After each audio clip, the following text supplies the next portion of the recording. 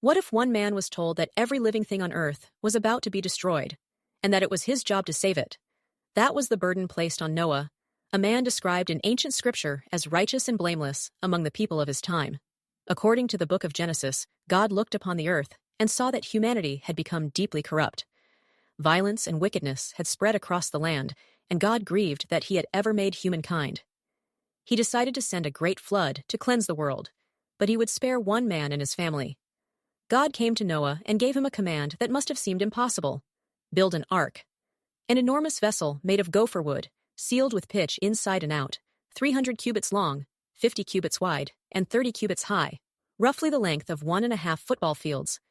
Noah was to bring his wife, his 3 sons Shem, Ham, and Japheth, and their wives aboard. And then came the truly staggering task. 2 of every kind of animal on earth, male and female, were to be gathered and loaded onto the ark. 7 pairs of every clean animal, enough food for all of them. Noah did not argue. He did not doubt. He simply obeyed and began to build.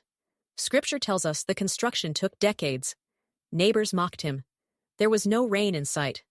And yet Noah kept working, hammering and sealing, gathering and preparing, while the world around him carried on as if nothing were wrong.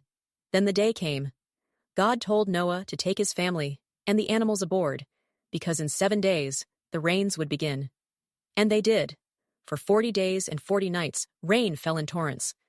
The deep springs of the earth burst open. The waters rose until they covered even the highest mountains. Every living thing outside the ark perished. For 150 days, the waters prevailed, and the ark drifted alone on a world that had become one vast, silent ocean.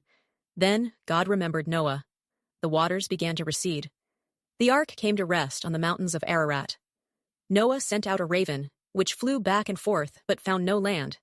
Then he sent a dove, which returned with an olive branch in its beak, one of the most enduring symbols of hope the world has ever known. Noah sent the dove out once more, and it did not return. The land was dry. God told Noah to bring his family and every creature out of the ark. They stepped out onto the renewed earth, and Noah built an altar and gave thanks. Then God made a covenant, a solemn, binding promise, that he would never again destroy all life with a flood. And as a sign of that covenant, he placed a rainbow in the sky. Whether you read this as sacred history, ancient myth, or a story echoing a real prehistoric flood, the message at its heart has endured for thousands of years. Even in the darkest moment of destruction, one act of faithfulness can carry life forward into a new world.